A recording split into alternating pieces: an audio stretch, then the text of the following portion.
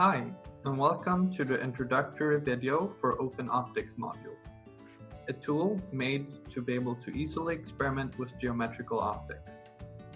In this, we'll go through how to download the program, how to set up a simple light source and lens system, and other general things about the program. To start with, navigate to the download page at openopticsmodule.com. Here you'll find 3 different versions, one for Windows, one for Mac, and one for Linux. When the installer is done downloading, there's a couple different things you need to do depending on if you're on Windows, Mac, or Linux. Currently, it's not a registered program, so because of that, on Windows and Mac, you'll have to allow the installer to modify files on the computer, but we promise it's not malicious. I will show how to do it on Linux. So it's a shell.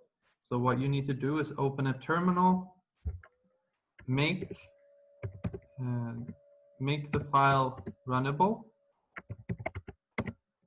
and then run it.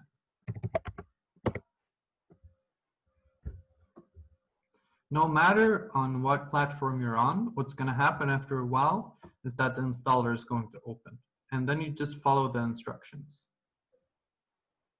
Where you want to place it, if you want to create a desktop icon or not, and that's it.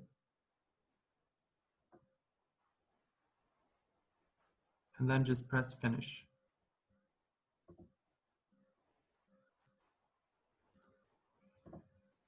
Open the program.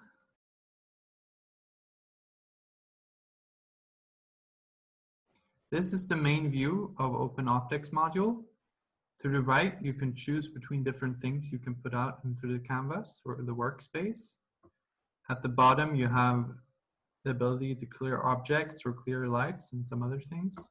And at the top, you can save or load what you've done before, create screenshots of your setup,